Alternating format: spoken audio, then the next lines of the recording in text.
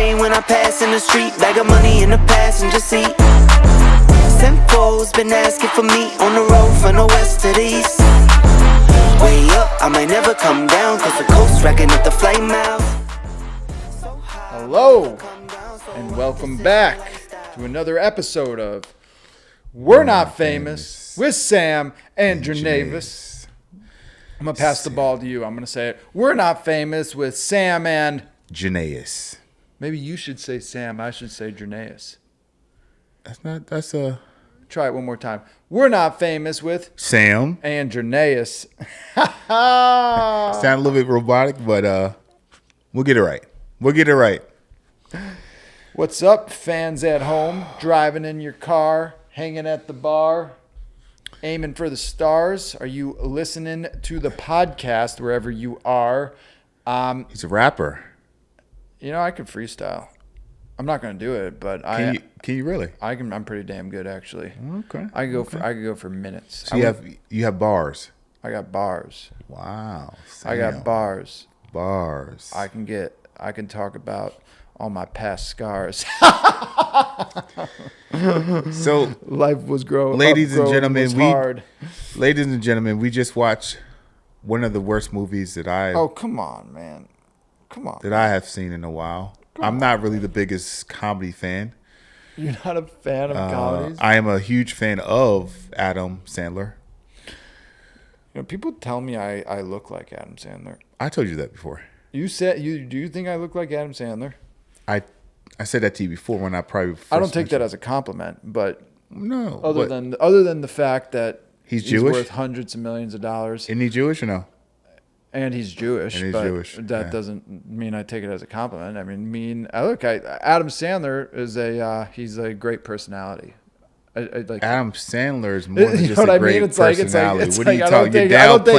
You're downplaying a mogul, a entrepreneur, some people feel he's a good actor, a great actor. I'm just saying how comedian. You take it when someone says you look like you remind me of Adam Sandler. Are you saying Adam Sandler is what? I would say I take it as a compliment, even though he's not the best looking guy. Like no one's ever told me I look like Ryan Gosling before.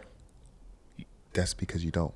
I mean, what do you want someone to lie to you or something? I mean, what are you talking about? I'm saying you don't look like him, buddy. If you were to a lot of guys might want to look like him, yeah.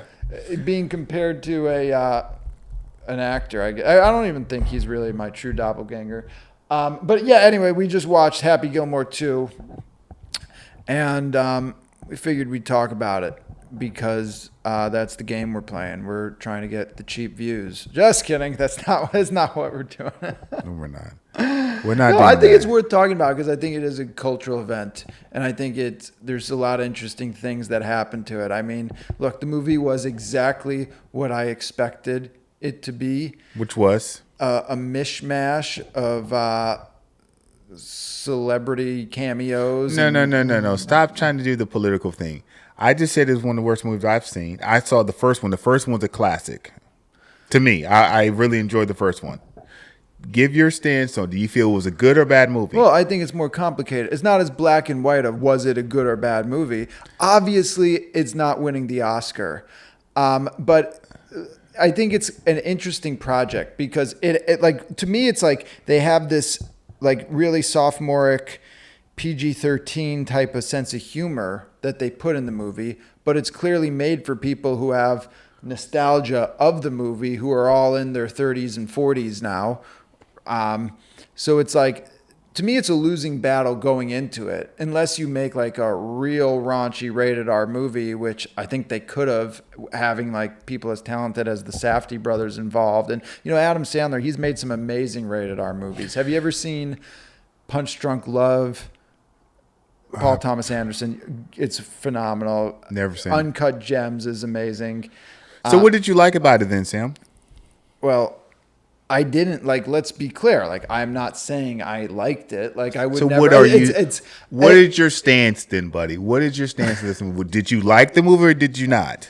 I thought it was kind of interesting that like all these people who are like the most, that they were clearly like, let's get the most famous people in the world. Do you think we can get Post Malone? Post said he'd do it. How much do we have to pay him? Like I want, like, to me, that's like what the conversations that go on in my head when I'm watching this movie. Like, but those are the conversations. I asked a direct question. Did you think it was a good movie or not?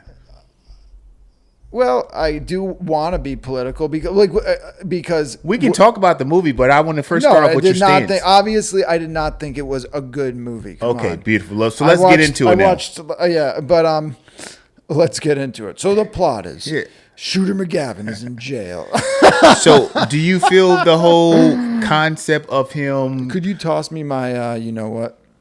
See if you can make it work. You want to see what this is? I don't care. Okay. Thank you. So do you feel it was a strategic move for Adam Sandler to team up with the most popular social media, right, moguls, ambassadors to some of the most popular artists, which is 100%. Bad Bunny? Really, really smart strategic cameos because, you know, they're clearly going for all, like, they got the Puerto Rican audience with this guy, Bad Bunny. They get the African-American audience with the podcast people they had. They get, like, the Barstool. Cameron. And, they get the Barstool frat guys with basically everyone they cast. Is that who the audience is for? It's for, like a Barstool, like the media company. Yeah. It's for like people who like that kind of content and just think it's so awesome that like Taylor Swift's boyfriend is chest bumping someone. I really don't get who the audience is, which is what's fascinating about it to me, because it looks like hundreds of millions of dollars went in. Well, maybe even not. Maybe they made it for less, because a lot of these guys who are in the movie don't really need the money. And it's probably something that's kind of fun to do. Of course, we know that Adam Sandler doesn't need the money. I think his net worth is stated at but he seems like the only one who actually has to work for it, where it's 400 million, I think, right? 400 million. I mean, Adam Sandler doesn't need to work a day in his life, but Netflix probably sees a tremendous value. They probably know that people like my dumbass are going to pay the $17 a month who never have paid. I've never paid for Netflix, but I mean, part of the reason why I did it was so that we could do a review on this podcast. But, you know, I was like, you know, there are some shows on Netflix that I want to watch. Yeah. And okay, I guess I should see Happy Gilmore 2 just because Happy Gilmore 1 was such a part of my life growing up. Good movie. So like, look, I'm just speaking on a personal level. I'm going to pay $170 plus $34, $204 to Netflix this year, which I probably won't cancel next year. So they're going to get $200 from me probably for the next 10 years. Netflix just made $2,000 off me alone, which they could borrow and collateralize. Think about how many people across the country. Do you think over 100,000 people just got Netflix? Probably. So what's the math on that? 100,000 times 2,000. Well, let's see. Let's see, buddy. ChatGPT, what's that? Well, let's see. How many? 20 million or 200 million. I don't know. But either way, and then you multiply that on whatever EBITDA these tech companies trade for. There's easily hundreds of millions of dollars that they could generate from this movie. As of today, Netflix currently has over 301.6 million paid memberships worldwide. Yeah, I mean, think about that. Times $17 per month. Yeah, I mean, they are. So them paying, I think Adam Sandler locked in, I think maybe a 5-movie deal with them. I mean, that's pennies for, like you said, you know, for him to create this movie, what they paid him to create that contract. Yeah. I mean, you get what I'm saying? I mean, to me, the most interesting thing to think about just personally is like how much all the like cameo guys get paid. Yeah. If they were really doing it for the money, or they just thought it was like a great opportunity to. I mean, I could see Travis Kelce kind of getting into wanting to, like, for his own personal reasons. I don't think he needs the money either, but I could see him after football getting into the entertainment business. He's got somewhat of a personality. He's married to Taylor Swift. He's married to her. Or no, dating her, and like probably is around that world so much and people seem to like him. I know a lot of people hate him. How about this? What? So I'm a numbers guy. They paid Adam Sandler. Yeah. Netflix. Yeah. I was wrong. Not 5-movie deal. 4-movie deal for $275 million, which includes a sequel. We don't know which one's going to be, but there could be another Happy Gilmore, Part 3. Yeah, so we just did the math. It's clearly worth it to them, right? Yeah. Yeah. Just did the math, man. I mean, when you think about it. We didn't do it like we're accountants. Yeah. We're close around. I do business valuations, but that was very rough off the cusp. It's crazy. Did you think, was there a single joke in that movie that made you laugh? I've already stated my stance. But was there I'm waiting for you. I'm stating it again so everyone knows. Most of the people that know me know I'm not a huge comedy fan. I did like Happy Gilmore, the first one. How old were you when Happy Gilmore? You must have been high school, how old I was, middle man. school. I don't know, but that's irrelevant. The whole point is you asked me a great question. Did I laugh from anything? Maybe one or two, I would say. Maybe one or two. How about yourself? No, I didn't laugh. But I did feel some kind of way when I saw Eminem in the movie. I was like, oh, this is a thing. What's the thing? What does that mean? Like, I felt kind of like nostalgic to seeing Eminem. He doesn't need the money either. I know he didn't need the money. Yeah. I memean, it did cross my mind. Like, I wonder what they paid him. But so why do you think? What's the thing? Define the thing. I was such a massive Eminem fan. Eminem did a movie with Adam Sandler. He did Funny People. He had like a really good cameo in that. Did you ever see Funny People? Never seen it. I like that movie. He basically plays himself as like a depressed comedian in Hollywood. Okay. And Seth Rogen's like an up and comer. But anyway, Eminem is in that movie. He has a great scene. They're out to lunch in Beverly Hills, and he's. Do you think Eminem was a good actor? I liked him in 8 Mile. I think he could have been a great actor. I do too. I wish he did more of it. I think if he would have pursued it, he could be top tier. He has it. I mean, think about it. He jumped into a role with 8 Mile. That was kind of like drama, but that was him playing himself. Yeah, but still, you still have to have this skill set to play a drama role, right? I'm not an actor, I don't know about this, but I think he did a phenomenal job. That was early in his career as a rapper. I don't know. He could have done some cool. I know he was almost in like Elysium, or that cool movie. I think Matt Damon played. It was an action science fiction movie about like a dystopian future. I think I've seen that movie. Yeah, like Eminem, I think, was offered a part in that, but turned it down to focus on his music. Yeah, it would have been a different timeline if Eminem had pursued acting a little bit more. I think he would have been good. Let's look at the list. You want to go over the list of celebrities that were in this movie, buddy? Sure. I mean, it was a bunch of the golf players. Pro golf players. Which I don't follow, know nothing about. I mean, I recognize them just because, I go out and I see it on TV. There was... But I will say, like, usually when you see, like, cameos, I didn't think they were as bad, like, the delivery. Like, I think it was actually, like, kind of natural, a lot of their delivery. Like, they seem like actors. How about Ben Stiller showing back up in a movie? I haven't seen him in a while. Oh, he works all the time, Ben Stiller. Does he really? Let's see his last movie. What do you mean? What do you think?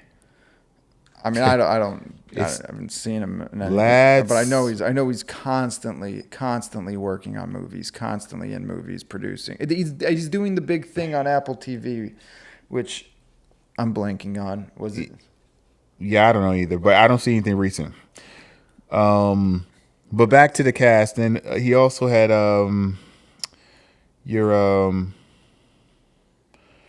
wow, he has Maxwell Jacob Friedman, John Daly, who you thought was the best golfer of all time. I don't know who lied to you on that.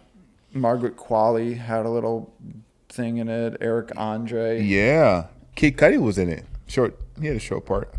Kid Cudi. Yep. They're really hitting all the demos on this movie. Kevin Nealon. You said Nealon? Kevin Nealon, comedian, yeah. Yep. Of course, Bad Bunny. Travis, who you... Kevin was in the original. You were a secret admirer. You took a picture of him and his wife. I did. You have Sunny Sandler, who is the daughter. Her name is Sunny Sandler. That's the real name. Don't laugh. It's disrespectful. Then you have Sadie. How old are they? This guy, man. I'm just curious. I'm not asking for that reason. So Sadie is 19. Okay, the good. one that you secretly like. Yeah. I did not say I secretly like her. I did. She's 16, man. What are you talking about? I'm just saying. Hey, listen, buddy. We'll keep going. Christopher McDonald did a great job. Came back. Haley Joel, the little short guy. He's playing some interesting movies. Haley Joel Osment, the little short guy that was at the end of the movie. Okay. Then he played in Harry Potter. Cool. That guy. Oh yeah, I recognize. You that remember? guy. I don't know what he does, but yeah, and then he brought all of his friends from the previous. I mean, that's what's cool about him. That is really cool. I like that he puts his friends and gets them all paid, and because it's tough out there in Hollywood, right? It's tough to make it as an actor and can constantly work. Yeah, from what I hear it's one of the toughest, right, gigs, industries to. Oh yeah, to have consistency over your career and your agent like constantly hustling for you, trying to get you work that pays, and you fall off, you go quiet for a few years, and then next thing you know, no one wants to cast you, no one remembers you, and it's an extremely grueling life. But you can speak on because you did. At a time in your life, pursue that industry, right? Yeah, and I saw the road ahead of me, and I said, whoa. Pivoted. Took the exit. Yeah. To wrap this up, who is your favorite actor of all time? Why you always ask me the hardest questions? No, because, I know you have an interest in... Jack Nicholson. And listen, he's in my top 3. Yeah. He's special. And favorite movie that he's played in? Chinatown.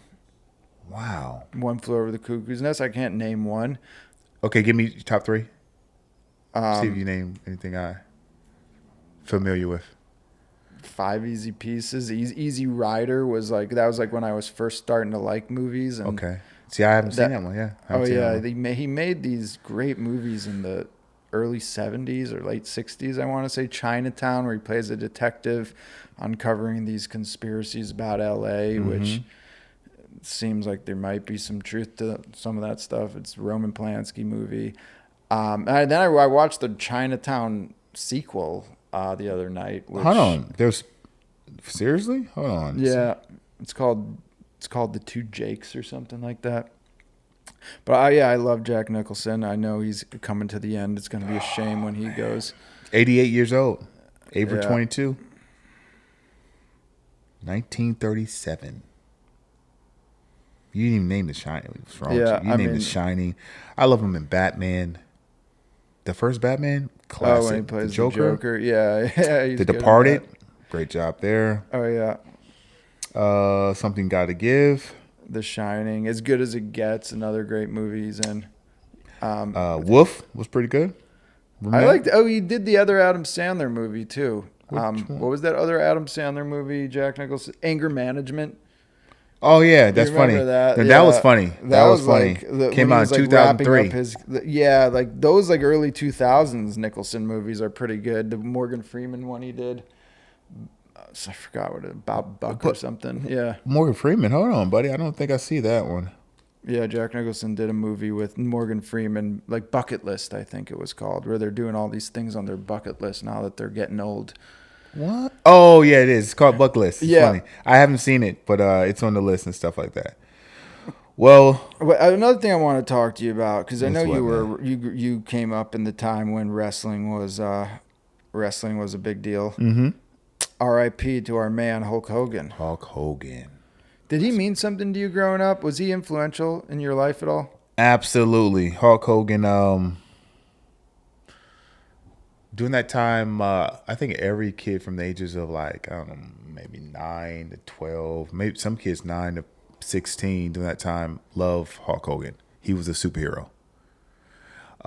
He was like, I mean, for some people, for the Marvels, like some people, wrestling during that time was like, I want to be Superman or I want to be Batman. Or when we would wrestle outside, we would make a decision. We want to be like Randy Savage, Hulk Hogan, Ultimate Warrior. Like, he was huge. He honestly might have been one of the biggest stars during that time, like worldwide stars, where he'd go anywhere and people would know him. Because remember, he lived in his costume. He would walk around in his costume. Oh, yeah. Easily one of the most famous people on earth. And, I mean, that's kind of interesting about a guy like Hulk Hogan, how enormous he got through wrestling and then through reality TV. Mm-hmm. Yeah. I mean, but there was some pros and cons with that because, remember, his family, he was on steroids. You know what happened with him and Gawker, right? No. You don't know what happened with him and Gawker? Who's This is Gawker? like Gawker was this publication in the 2000s and 2010s. It was like, What? It was basically like a left-wing gossip magazine. Okay. And they published a sex tape, Hulk Hogan's sex tape, right? He's been married forever. Wow. Okay. I didn't know about his this. wife divorced him, right? I thought like maybe 5 years ago. So maybe it's recent. I don't know. I don't know all the details. I know like the gist of the story. Let's see. But Gawker had like leaked that this, the famous billionaire investor, venture capitalist Peter Thiel. Mm-hmm. You're right, though. I'm looking at it. They had leaked that Peter Thiel was gay, and Peter Thiel was upset about that knowledge became public. So he backed Hulk Hogan on this lawsuit, and they took down Gawker. They bankrupted him.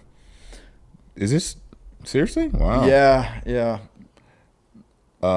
Peter Because Thiel it's like- wrote that's a like- great book. Was it 0 to 1? Yeah, Have you read 0 that? to 1. Yeah, I read it. 0 to 1? I like Peter Thiel. I think he's phenomenal. I mean, I listened to a lot of his. He's a very interesting thinker. Yeah. The guy. He's deep. Yeah. Was he part of the PayPal boys, right? PayPal Mafia. PayPal yeah. Mafia. Yeah, he worked at a law firm.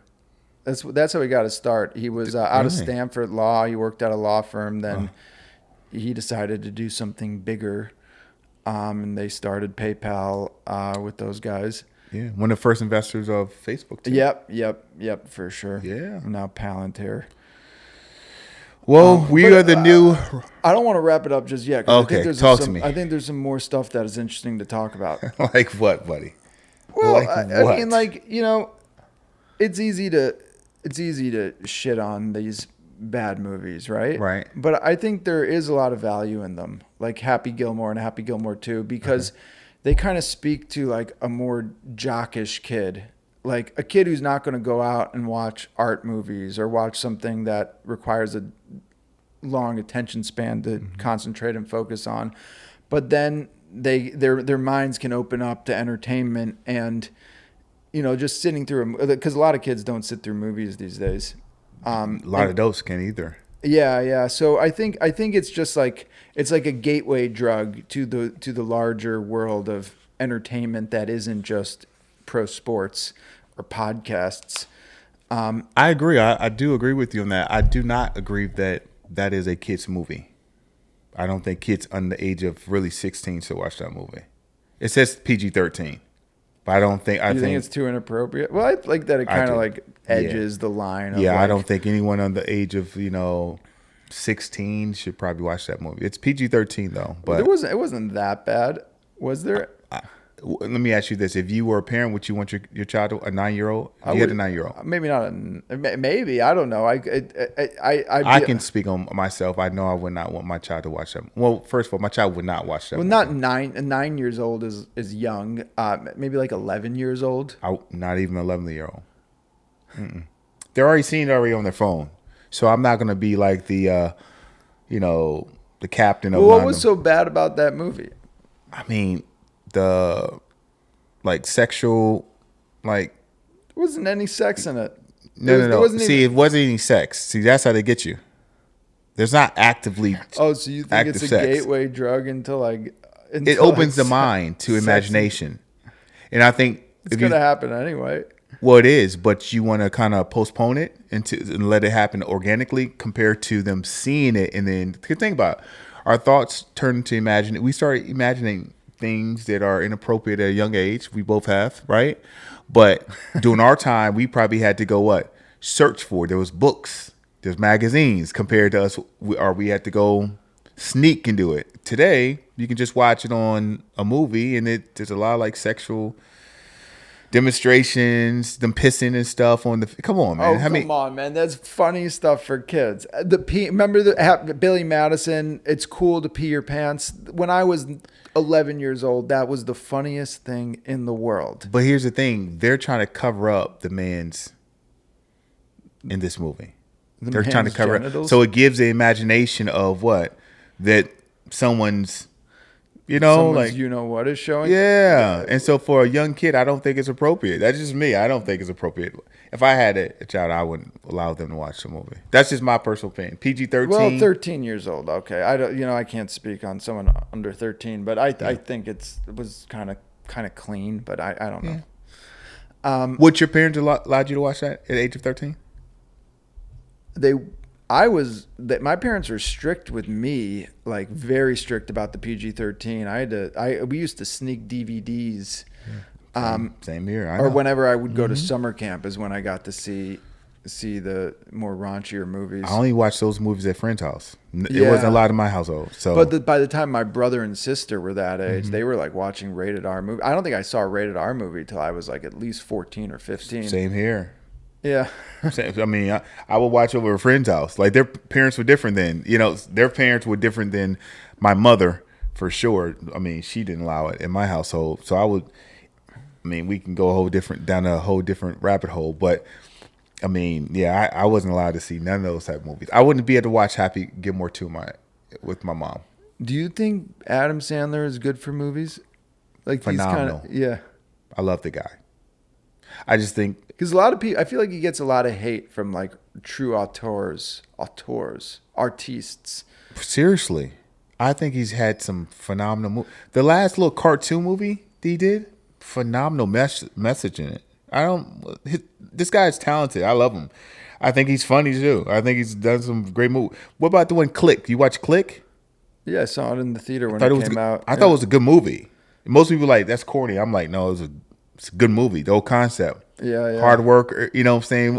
I mean, well, remind me what the concept of Click was again. I remember Jonah Hill was in that movie. Okay, the whole it's like you could like click back in your life or something and like redo things. Redo everything.